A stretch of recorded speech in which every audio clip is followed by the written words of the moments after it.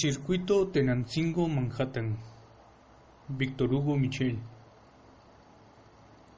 El siguiente relato periodístico está guiado por el testimonio de un proxeneta móvil, un mexicano que durante años vivió de la explotación de jóvenes mexicanas en Nueva York y Nueva Jersey. Un testimonio que explica cómo es que los tratantes lograron establecerse cómodamente en Estados Unidos. Driver se tensó como un resorte. Estaba sentado en el asiento delantero de su Charger rojo, lo cual era normal. No así que le llamaran cuando la tarde apenas arrancaba. Era demasiado pronto. Way too fucking early, man. Muy temprano para que siquiera la mitad de los clientes terminaran su turno con la chica. Al otro lado de la línea, gritos. Era un llanto de tonos muy específicos que hombres en su profesión han aprendido a interpretar porque es su moneda de cambio. Lo dispensan a manos llenas todos los días. Miedo. «Ayúdame, me quiere matar», imploró una mujer. Se trataba de Mónica, su menú del día, una poblana linda y jovencita que se estaba iniciando en esto de la prostitución. Recién había llegado desde México, cruzando la frontera por Texas, y esa noche le tocaba dar servicio a una casa entera de migrantes en el suburbio de Corona, un feo barrio cerca del aeropuerto de La Guardia, que ha sido tomado como núcleo habitacional por migrantes mexicanos en la última década y media. Metódico, siguiendo el protocolo que la experiencia le había enseñado para este tipo de casos, Driver descendió del auto, abrió la cajuela, empuñó su bate de aluminio de los Yankees de Nueva York y se dirigió al porche de la descuidada casa de 2 pisos. Era un cuchitril en todo el sentido de la palabra. La grama lucía crecida y repleta de basura. Autos viejos yacían en la cochera. La fachada estaba podrida. En términos coloquiales, la liebre estaba por saltar, aunque para Driver no era nada nuevo. La permanente disposición a la violencia venía con el negocio. Por eso el bate, un pedazo de metal ambiguo cuya gran ventaja es su valor subjetivo, maleable acorde a la ocasión. Si inquiría un policía, se usaba para jugar a la pelota. ¿Yo? Sí, señor oficial. Voy al partido en el parque de Flushing con mis homies. Para los rivales significaba que un librero estaba dispuesto a defender sus viejas y territorio, y hay de quien transgrediera cualquiera de los dos. Para los clientes era el símbolo de la ley, la señal que dejaba en claro que hasta tus $30 tenían límite, que podías hacer casi todo lo que quisieras con las chicas, pero que si te pasabas, te iban a hundir el cráneo. La escena que ocurrió después quedó grabada a manera de 4 diapositivas en la memoria de Driver. 1. Aquí tenemos a Mónica traspasando la salida, perseguida por un tipo gordo. Ambos vienen desnudos. 2. Aquí la sorpresa del hombre cuando vio el bate. 3. Luego el sonido seco del aluminio chocando contra su cuerpo, muy diferente al que se escucha cuando golpea una pelota. 4. El chofer se yergue victorioso con un bate en lo alto, como si estuviera festejando un imparable ante las gradas del Yankee Stadium. Afuera, en el pórtico, Mónica no paraba de sollozar, histérica. «Déjate de llorar, pero ya. Te vistes y te subes al auto.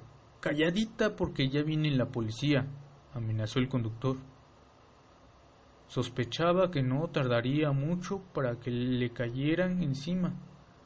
La 5-0 siempre rondaba estos barrios. El Charger tomó por una calle trasera rumbo a Queens, al burdel clandestino en el que Mónica vivía junto con otras mexicanas desde su llegada a esta esquina de Estados Unidos. Protocolo ante todo. Había que informarle a la superioridad padrotil del incidente y deshacerse de las evidencias. Atrás quedaba el bate, lanzado al jardín trasero de una casa, por aquello de que solo un imbécil con ganas de irse de vacaciones a la prisión de Rikers llevaría un arma encima. La subjetividad termina donde comienza la pistola de un policía. La sospecha de Driver fue correcta. No tomó demasiado para que la sirena de un patrullero apareciera en el retrovisor del auto deportivo. Para quienes no conocen el mundo de la trata de personas, esa podría pasar por la oportunidad idónea para el escape de Mónica. Un momento de película, en el que pediría ayuda al oficial que se acercaba. Es fácil de imaginar. "Help me, sir, I'm asleep". Luego el arma de cargo desenfundada, el rescate emotivo, Driver en el suelo esposado. Al fondo, las sirenas, ambulancias, una mujer a la que los paramédicos atienden, calentándola con una frazada sobre los hombros y una taza de cacao. La realidad es más cruel. Pocas veces ocurre así. El silencio, sostenido y cimentado por el terror, complicidad y un avanzado grado de control mental pavloviano. Si hablas te golpeo, por ende no hablas, suele ser la constante. Muchas víctimas no hablan no solo porque conllevan un enorme riesgo, sino porque literalmente han olvidado cómo hacerlo. ¿Para qué huir cuando el silencio es una certeza? Al interior del auto, 3 recomendaciones. Calladita. Arréglate la falda y ciérrate la chaqueta. Enjuágate los ojos. Shh. Me paró un policía, pero para entonces no tenía miedo. Vi que era un agente federal del ICE y estaba seguro de que no había forma de que me probara nada. No había bate y yo solo era un chofer, ¿no? Me pidió revisar el auto y le di chance. Y pues encontró un condón y una de mis tarjetas en la que anunciaba mujeres, pero allá eso no es ilegal. Además la chica se quedó callada aunque le preguntaban. Nos dejaron ir poco después, presume Driver, a quien vale presentar con un poco más de detalle. Es un mexicano y vivió de explotar por años a mujeres en Nueva York y Nueva Jersey. Driver era un conductor y por años sirvió al crimen organizado en el papel de librero o proxeneta móvil. Fue un prostíbulo móvil, una de las modalidades más ocurridas en el negocio de la trata de personas en Estados Unidos porque es de las más complicadas de perseguir.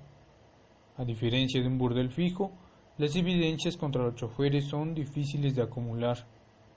Pueden alegar que solo conducen, que son taxistas inocentes, ignorantes de lo que le pasa a las mujeres cuando se les deja en sus destinos. ¿Amenazas?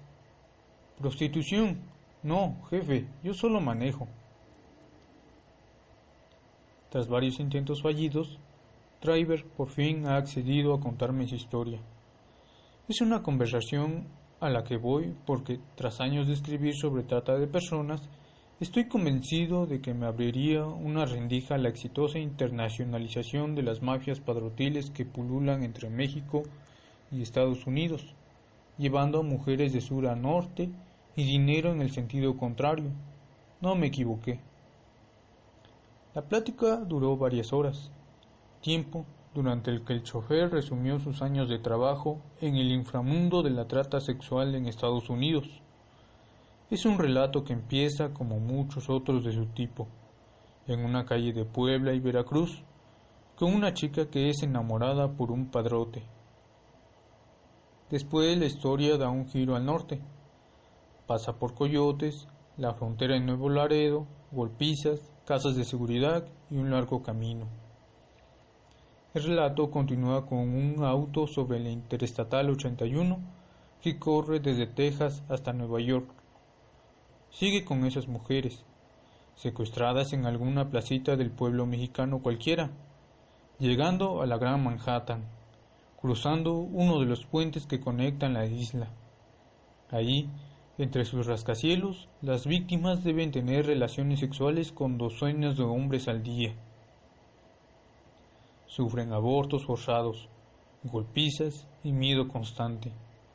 Y como colofón, trabajan en sórdidos burdeles en Queens y Roosevelt Avenue, una calle famosa por ser el epicentro de la prostitución en Nueva Jersey, todo un rag'n'movie de horror. Una de las frases que usa Driver para describir su empleo sintetiza las cosas tan bien como terriblemente. Las entregaba a domicilio como si fueran pizzas calientes. No es difícil imaginar el terror que debió generar la mera imagen de su auto, eslabón final en una cadena ininterrumpida de sufrimiento para decenas de mujeres en condiciones de esclavitud. De nuevo, el valor subjetivo de una cosa. En el mundo normal, el Charger es una belleza, una joya de carro. En el de la trata sexual, era el símbolo de que la pesadilla tenía ruedas. Para las víctimas se trataba de lo último que veían antes de ser entregadas a sesiones de violación que podían incluir a 10, 15 clientes. Y era lo primero que veían después, al salir de horas de trabajo, por aquello de que a veces lloraban y había que guardar las apariencias. Driver tenía un rollo de papel en la guantera. Una actitud fría bajo presión, licencias de manejo, conocimiento detallado de las calles y hasta una red de asistencia jurídica han hecho de conductores como este operadores cotizados entre las mafias que controlan el negocio de la trata de personas en la inmensa mancha metropolitana de Nueva York y Nueva Jersey, hogar para un enorme mosaico multirracial de migrantes solteros que quieren consumir sexo. En un momento los rusos y los sicilianos se encargaron de dominar ese mercado, pero de unos años para acá nuevos actores han irrumpido en la escena. Vienen de un pueblo en específico de México. Han tenido tal éxito que su estatus ha crecido en los últimos años hasta erigirles en el equivalente de capos de capos. Y es que cuentan con algo verdaderamente fuera de lo común, una labia que ha sido objeto de estudios e incontables reportajes y que pese a todas las advertencias y denuncias aún les permite atrapar, una y otra vez, a mujeres. Todos los padrotes de peso en Jersey y Manhattan son de Tlaxcala, dice Driver. ¿De qué parte de Tlaxcala? Tenancingo. Driver no es tenancinguense, pero podría serlo. Por años vivió de cerca sus operaciones. En cierta medida su papel podría entenderse como el de un intermediario, un colocador de importaciones. No conseguía las chicas, pero las distribuía. La mecánica, muy similar a la que usaría cualquier multinacional, es la siguiente. En México, el padrote tlaxcalteca se encarga de obtener la materia prima, mujeres, a las que después se transporta a un mercado desarrollado, en este caso la costa este de Estados Unidos. Una vez allí, para incrementar las ganancias y reducir riesgos, se contrata a un distribuidor, con conocimiento de las condiciones locales, un especialista podría decirse. Allí es en donde Driver y su tribu entran en escena. Piensa en mí como un prostíbulo con ruedas. Para nosotros es un buen negocio porque el librero no tiene que mantener, ni pagar, ni cuidar a las mujeres. Solo las lleva y ya, explicó el chofer. Que un personaje así acceda a contar su vida es algo poco habitual. En el mundo de las mafias padrotiles suele imperar un estricto código de silencio. Quien lo rompe se puede morir, pero a la vez es una oportunidad valiosa. Ofrece un vistazo privilegiado al mundo de la trata de personas y a la psicología detrás de sus actores, y da trazos de algo más grande, de cómo una conexión ilícita se ha tendido desde el altiplano de México hasta el corazón mismo de Estados Unidos. El testimonio de este padrote, junto al de activistas, agencias de seguridad y diplomáticos, así como media docena de causas judiciales estatales y federales obtenidas por nexos, sirve para reconstruir los contornos de la colonización que los padrotes de Tenancingo han emprendido en Manhattan, Brooklyn, Queens y Long Island en los últimos 10 años. Es un hecho innegable que familias tlaxcaltecas dedicadas al padroteo se han expandido y prosperado en distintos estados de la Unión Americana, cual agresivas corporaciones multinacionales. Ver la conexión Tenancingo de Nexos, 1 de julio del 2013.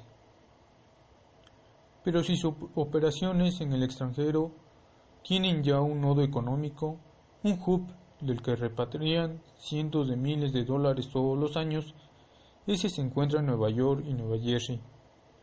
El símil que viene a la mente es el de Coca-Cola. El corporativo podría tener su sede en Atlanta, pero el grueso de sus ventas vienen de México.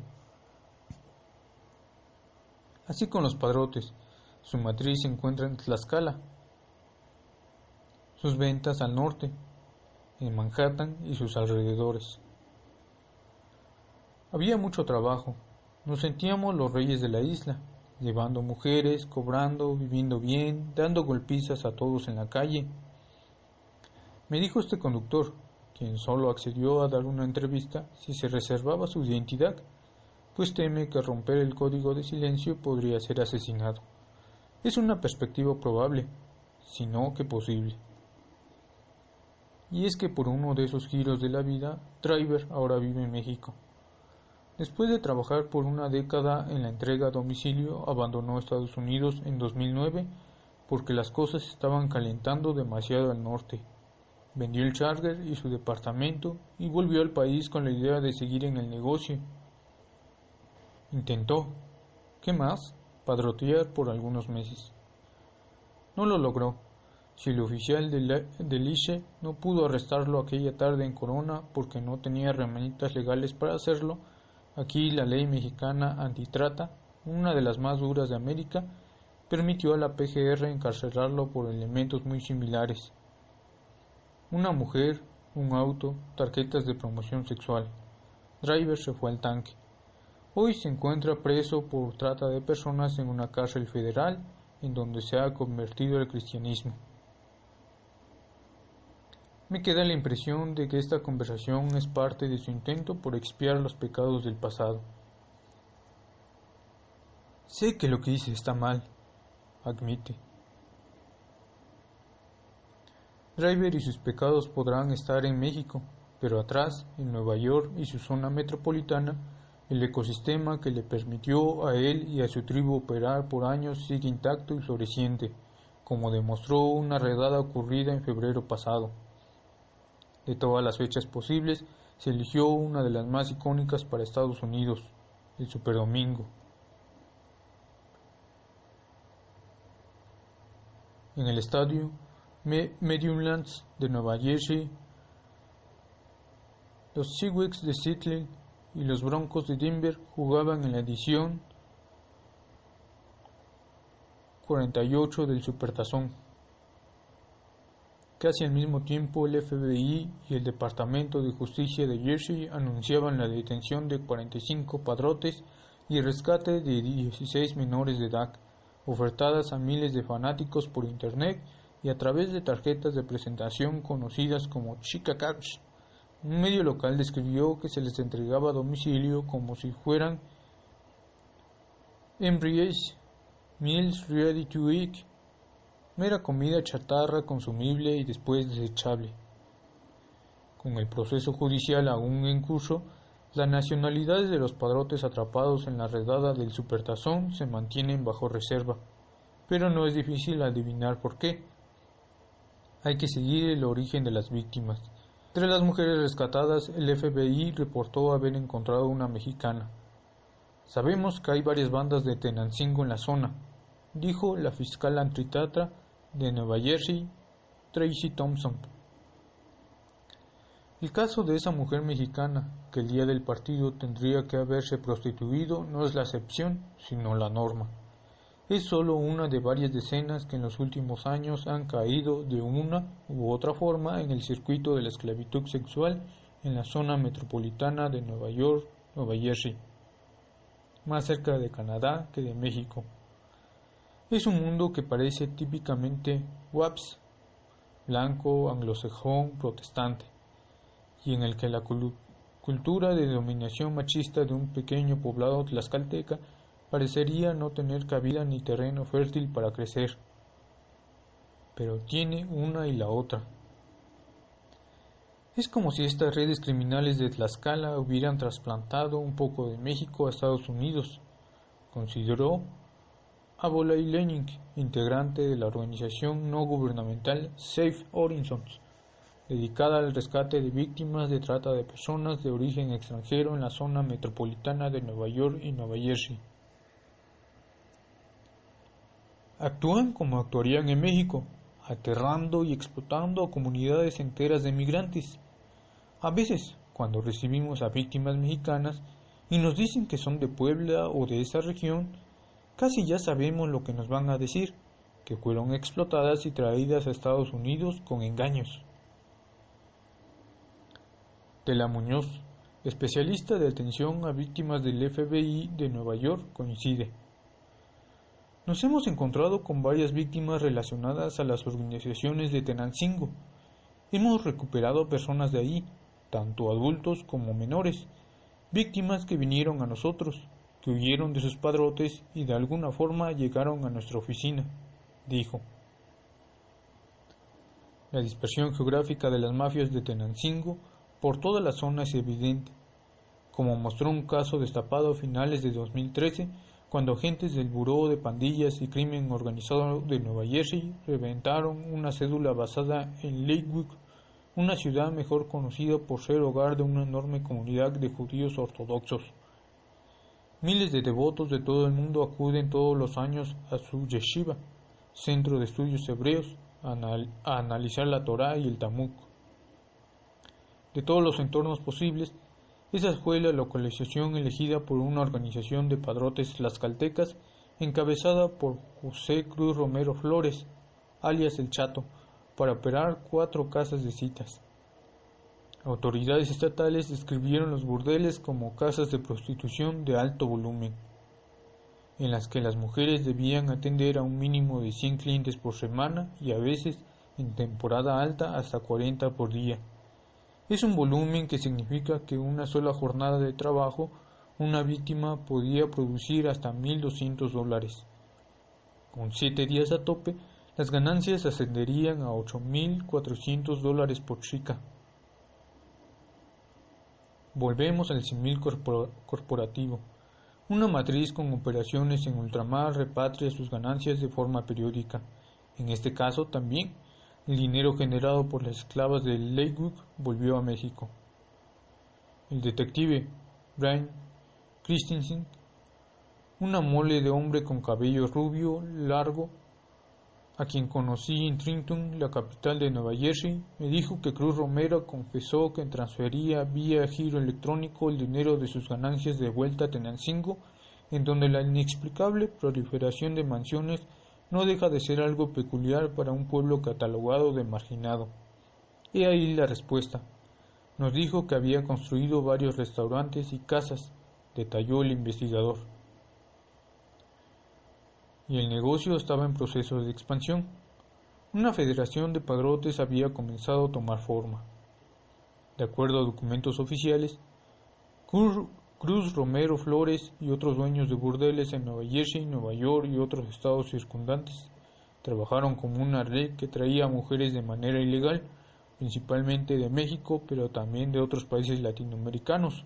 Muchas mujeres pensaron que venían a Estados Unidos a trabajar como domésticas o nanas. Otros 4 hombres fueron detenidos en la célula de Cruz Romero.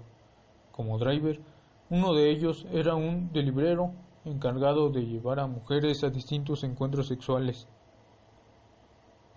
Una redada en los burdeles encontró decenas de pasaportes mexicanos, celulares y una computadora con una tabla Excel que describía a detalle los nombres de las mujeres, las fechas de trabajo y las direcciones a las que debían ser entregadas. También un instrumento clave, licencias de manejo. No cualquiera puede manejar en Estados Unidos, en especial después de las leyes post 11 de septiembre que han endurecido el acceso a identificaciones. Driver conseguía los permisos en Oregon, una entidad laxa en eso de los controles de identidad. Según los testimonios recopilados por el Departamento de Justicia de Nueva Jersey, los delibreros de la célula Cruz Romero se encargaban no solo de llevar a las mujeres a citas sexuales, sino de trasladarlas de burdel a burdel para generar variedad y mantener a los clientes satisfechos y deseosos de volver. También la recogían en la casa dormitorio en la que vivían en Union City, un enclave de clase trabajadora en el que residen miles de domésticas y jardineros que se ganan la vida en las mansiones de Manhattan y Rochester. Irónicamente, para mantener a sus víctimas, los padrotes eligieron rentar una propiedad justo al lado de una iglesia. Si bien los de Cruz Romero y el Supertazón son solo dos de los casos más recientes, la conexión entre Tenancingo y los suburbios proletarios de Nueva York data de hace 25 años, con la llegada a la región de una generación inicial de padrotes aventureros. A mayor detalle, el punto de partida fue 1991, cuando los hermanos Gerardo y José Flores Carreto detectaron la enorme oportunidad que representaba la creciente población de inmigrantes latinos en Estados Unidos, en su mayoría hombres solteros. Nacía la primera gran operación binacional de trata de personas. Con el apoyo de su familia, ambos hermanos acarrearon durante los siguientes 14 años a decenas de mujeres desde México hasta la costa este de Estados Unidos, bajo la mecánica tradicional del padrotismo tlaxcalteca, una fórmula basada en labia, seducción, engaño y violencia.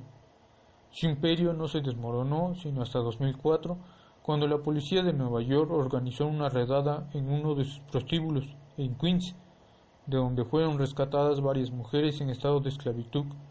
Muchas dijeron ser de Tenancingo y sus alrededores.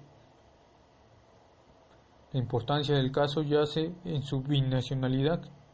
De forma simultánea a los operativos en Queens, autoridades mexicanas detuvieron a familiares de los Flores Carreto en Tlaxcala, entre ellos Consuelo, madre del clan, quien recibía parte de las ganancias repatriadas a México vía servicios de giro electrónico.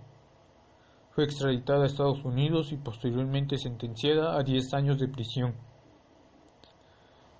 En su edición del 6 de abril de 2005, The New York Times publicó algunos testimonios que se presentaron durante el juicio de los Flores Carreto.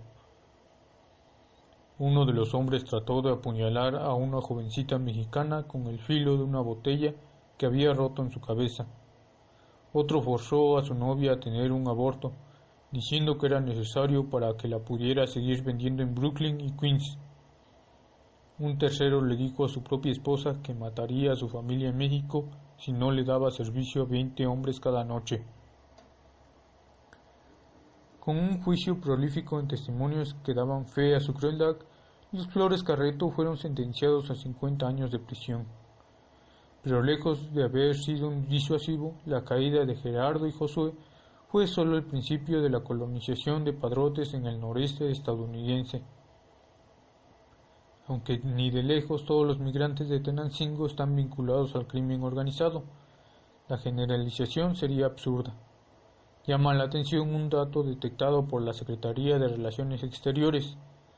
Su red consular ha notado un peculiar incremento en la migración de tlaxcaltecas de Tenancingo hacia Nueva York y Nueva Jersey, en donde 314 personas han aplicado para recibir matrícula consular desde 2009, año en el que comenzó a llevar estadísticas detalladas.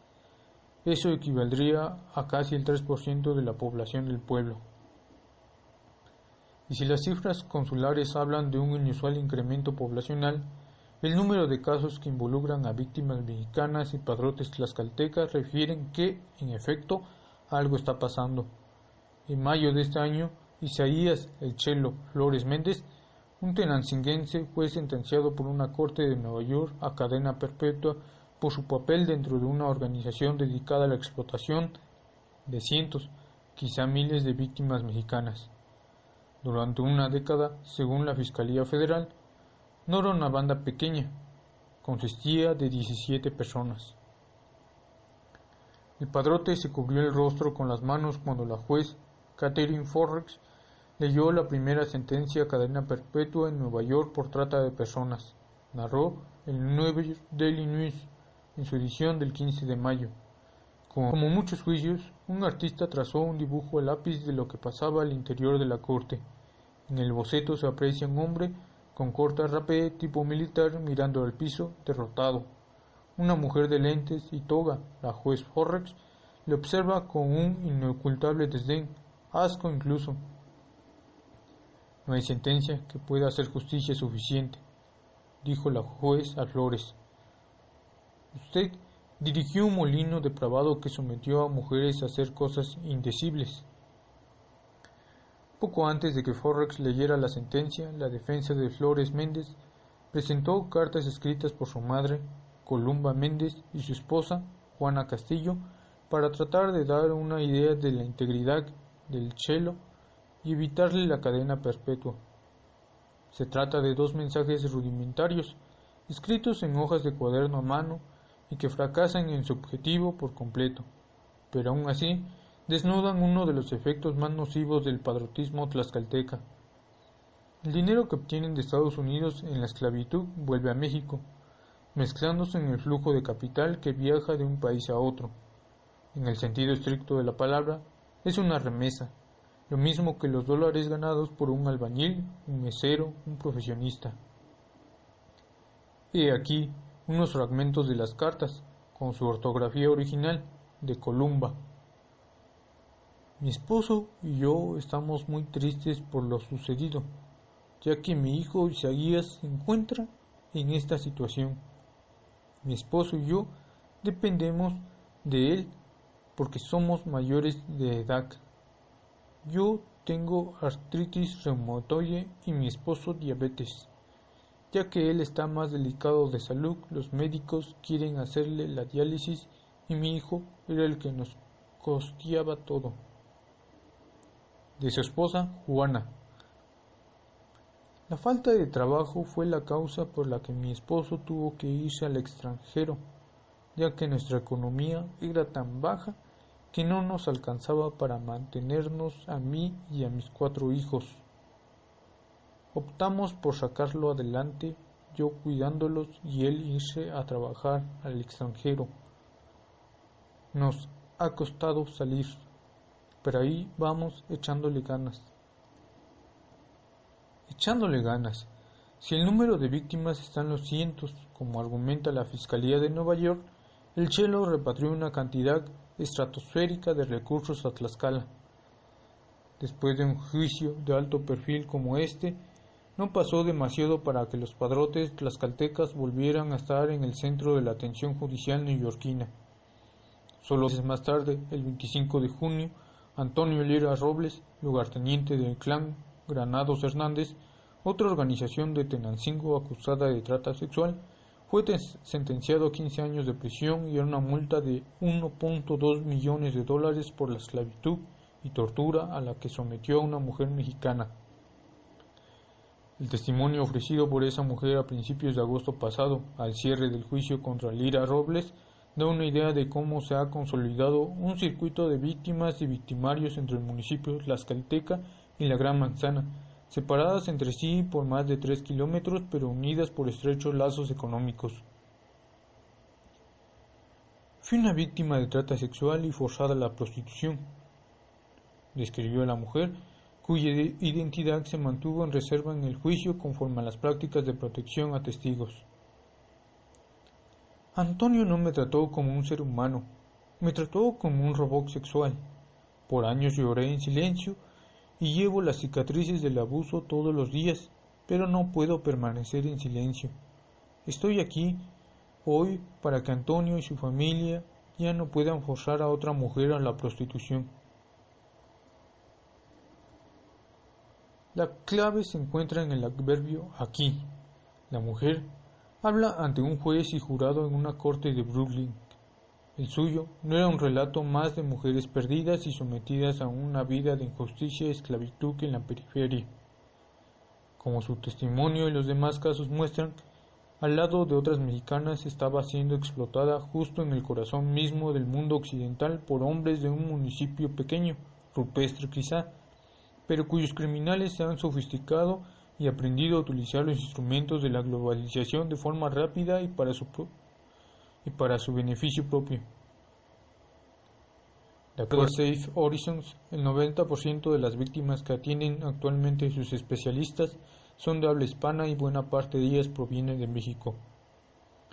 En los refugios neoyorquinos de la ONG Restore, la mayoría de las mujeres que llegan son mexicanas, diría que 3/4 partes, añadió Diego Traverso, documentalista chileno que ha colaborado con la agrupación. Según cifras del Consulado de México en Nueva York, tan solo en 2013 se detectaron 16 casos de mexicanas que habían sido víctimas de trata sexual en la región. 2/3 partes provenían del altiplano. Funcionarios de protección consular pudieron establecer que el 31% eran originarias de Tlaxcala, mientras que otro 31% era de Puebla, otro de los puntos de donde vienen muchas de las mujeres que caen en el poder de organizaciones de Tenancingo. Y esa es una cifra negra porque muchos no se atreven a denunciar debido a que son indocumentados. El problema es que tienen temor de acercarse al consulado. La verdad es que es un fenómeno que no siempre se denuncia y que para el consulado es difícil atender a menos que haya una denuncia formal, dijo Sandra Fuentes Verain, cónsul de México en Nueva York. Recordó un caso en particular. Justo a unas semanas de mi llegada a Nueva York, una de las víctimas de trata acudió a nuestro departamento de protección. Cuando me contó su historia, me sacudió muchísimo. Yo no me imaginaba que esto podía suceder. A esta chica la había enamorado un hombre que le había prometido una vida mejor. Le había prometido que iba a salir de la pobreza. La trae a Nueva York. No sé ni con qué tipo de papeles, y una vez aquí la dedicó a la explotación sexual. Esta mujer tuvo el arrojo de venir al consulado a presentarnos el caso, pero como cónsul general y como mujer me indignan estos casos, dijo. Y si como mujer el fenómeno le ha generado indignación, como cónsul, Fuentes Verain admitió encontrarse ante un dilema. Por un lado, la ley le obliga a defender a cualquier mexicano cuando es acusado judicialmente, sin importar o prejuzgar su delito. Pero por el otro se encuentra la repugnancia que le genera la crueldad de los padrotes de Tenancingo. Hasta el momento, expuso, no he tenido que defender a un padrote, a un explotador, pero son mexicanos y todos tienen derecho a asistencia consular, aunque como mujer espero que no se presente el caso, tendría un problema de conciencia. Eventualmente tendrá que hacerlo. La magnitud del fenómeno se dimensiona a partir de una base de datos elaborada con archivos judiciales de cortes estadounidenses del área. Revela lo prolífica que ha sido la colonización tenancinguense en Nueva York y Nueva Jersey. Desde 2003, al menos 6 células de padrotes han sido sometidas a proceso penal en juzgados de ambos estados, acumulando sentencias que van de 15 años de prisión a cadena perpetua. Las magias Flores Méndez, López Pérez, Cruz Romero Flores, Carreto Valencia y Jiménez Calderón. De los datos obtenidos se desprenden dos conclusiones principales. 1. Las mafias de Tenancingo han entrado a las grandes ligas del crimen organizado global, llegando a una de las ciudades más emblemáticas del mundo. 2. Decenas de mexicanas son, hoy por hoy, víctimas de trata de personas a unos kilómetros de símbolos globales como la sede de la Organización de las Naciones Unidas, el Toro de Wall Street o la Estatua de la Libertad. Conocí a Driver en prisión hace unos meses por vía de la organización no gubernamental Unidos contra la Trata, que decidió asistirle en su rehabilitación con terapia psicológica y espiritual, bajo la idea de que transparentar su experiencia puede servir para desalentar a otras personas de sumarse al negocio de la trata de personas. Minutos antes de contarme su historia, había entrado a la oficina del director de la cárcel discretamente, desconfiado, sin dejar de mirar hacia atrás por si alguien le había seguido. Los padrotes me la cobrarían, admitió. A su espalda, detrás de la puerta, se escuchaban los sonidos del patio de la cárcel. Era la población penitenciaria en su estado natural de ebullición, producto de la convivencia forzada de asesinos, violadores, pandilleros, secuestradores y narcomenudistas en un espacio confinado. Hombres enojados que se insultaban a gritos. Pese a que su relato denotaba las experiencias propias de un hombre maduro, uno que ya ha cometido varias atrocidades, Driver era apenas un joven. Tenía no más de 30 años y nada en su apariencia delataba su experiencia como un proxeneta vial. El cabello estaba corto y bien arreglado, su ropa limpia. En la piel de los brazos podían adivinarse algunos tatuajes y cicatrices, pero no había nada en él que remitiera a la monstruosidad en la que había participado durante varios años. Casi todas mis deliveries, dijo, eran mexicanas. Había muchas poblanas, veracruzanas y oaxaqueñas, pero las más cotizadas eran las de Jalisco y Sinaloa. Los padrotes de Tenancingo eran famosos porque siempre conseguían mujeres guapas. Broadway, Bowery, Houston, Canal, Avenue of Americas, edificios de departamentos, casas dúplex, suburbios. Hasta 2011, Driver distribuyó existencias femeninas mexicanas por todo Manhattan y parte de la costa este de Estados Unidos, en donde se encargaba de saciar los antojos de una clientela compuesta predominantemente por migrantes de México. A veces, si había buen dinero, hacía viajes tan lejos como Pensilvania. El origen étnico de sus clientes refleja la enorme diversidad racial de la zona. Es el equivalente a una ONU de usuarios de sexo. Jones, como se les conoce en Estados Unidos, algo que podría traducirse como los Juanes.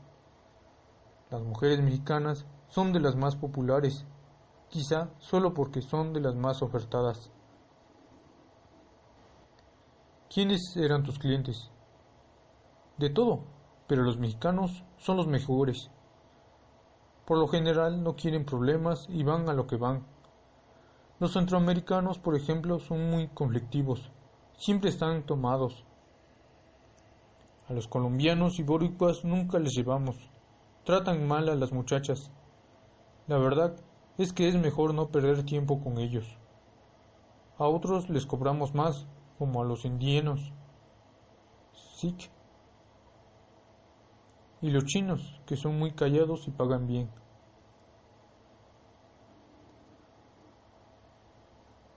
Lo cierto es que hacía sus entregas con lo que para él era estilo: Chargers, Malibus, Mustangs, coches rápidos y lujosos pagados con el dinero que le dejaban los padrotes de las chicas, generalmente una tajada de 10 a 15 dólares por cada 15 minutos de chamba.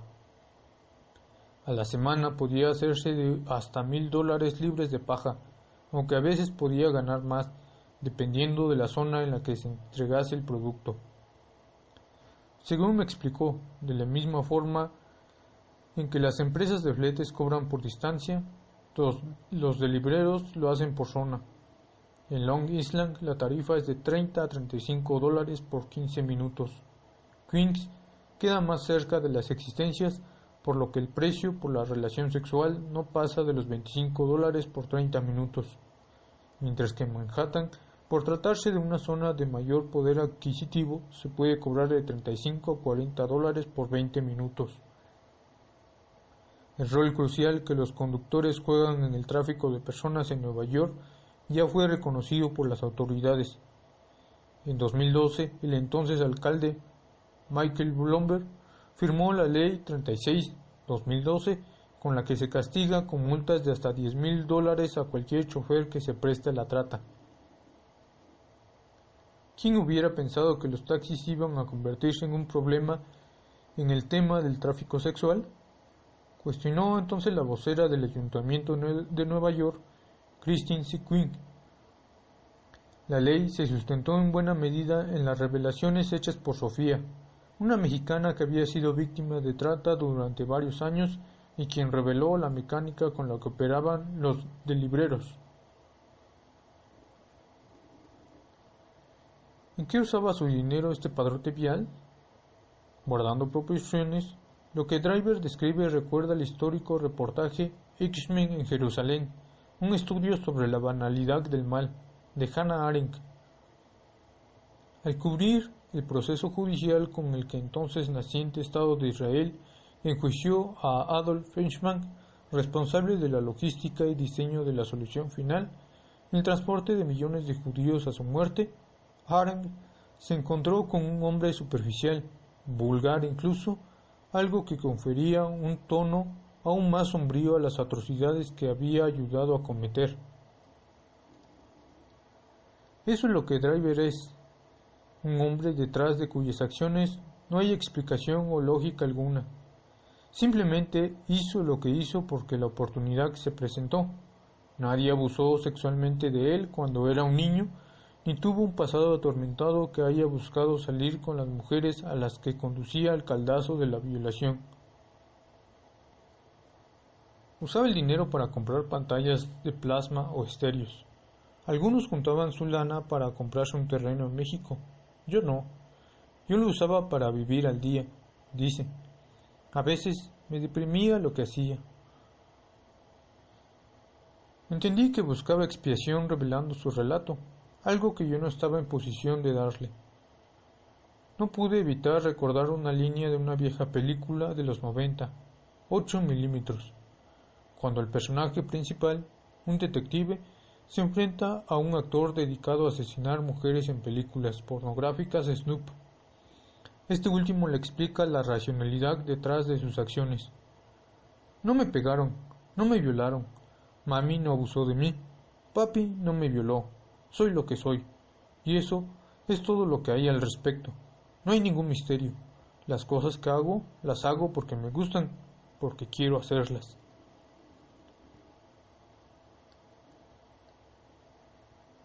Tienes que ir a Queens si quieres ver toda la historia, me recomendó Driver. Y heme aquí, congelándome en esta noche de invierno. Hace tanto frío que pequeñas estalactitas de hielo se han formado en el puente por el que corre el tren suburbano y hasta los Dillerse Cracks se fueron a sus casas, rindiéndose ante la realidad de que nadie en su sano juicio debería estar en la calle. El termómetro parece que se ha desfondado y marca -15, luego -16, en minutos ya llegó a -17. En el radio, el meteorólogo anuncia la inminente llegada una ventisca que muchos predicen va a paralizar Nueva Jersey, Manhattan y Queens. Dice con tanta vehemencia que pareciera que pende sobre nosotros una nueva era de hielo. Le llaman el vórtice polar. En México ya deben estar por entrar a la primavera por estos días. Acá, en Estados Unidos, el invierno parece eterno. Pulgadas de nieve, vuelos suspendidos, carreteras cerradas, estado de alerta, Guardia Nacional. A las 9 de la noche el maltrecho tren de la línea Flushing, una bestia que tiene el lomo tatuado por grafitis de pandilleros, se acerca por la vía elevada. A su paso salpica de nieve a los pocos transeúntes que caminan valientemente sobre la avenida Roosevelt, cuyos edificios se iluminan en tonos azules con los destellos del riel eléctrico. Junto a las chispas caen copos que se acumulan en el lodo congelado, entre lo que parece ser un mar de tarjetas de béisbol, pero que en realidad se tratan de servicios de prostitución. Contienen imágenes de mujeres semidesnudas y anuncios sugestivos en español como pollitos a domicilio, sabrosas y mamacitas. Antes de que nuestra conversación terminara, Driver me explicó de estas tarjetas. Son las mismas que llevaba en el coche cuando fue detenido por el agente del ICE. Las conocen como chicas cash, empleadas por los delibreros como marketing para promocionarse entre los clientes. Son repartidas de mano en mano en la calle por muchachos adolescentes que aspiran a un día graduarse y convertirse en choferes y en continuar con el ciclo de esclavitud femenina. Mientras reflexiono en que parecería un ciclo interminable, casi como una serpiente que se muerde la cola, llego a la esquina de la Roosevelt con la calle 131. Un hombre que oculta su cara bajo una gorra me habla en voz baja cuando me acerco. De entre el fajo de tarjetas en la mano enguantada se alcanzan a distinguir piernas, ropa interior, camas y mujeres que fueron photoshopeadas de cualquier página de porno en la red. Chicks, chicks, chicks, dice el vaho brotando de su boca. ¿Dónde? Allá, en la luz roja, compa. Metros más y se llega al punto prometido. El bar Tucanazo, un antro con focos rojos a la entrada que anuncia en español colegialas recién llegadas. De su interior escapa el trombón de la música. Es la banda Limón tocando meter canción. Ya hay algunos gritos de aprobación. Supongo que alguien tomó el escenario. Pásele, pásele, me ofrece el cadenero. No sé qué responderle. Driver no mintió. Esto no es México, pero está cerca de serlo. Tenancingo conquistó Estados Unidos.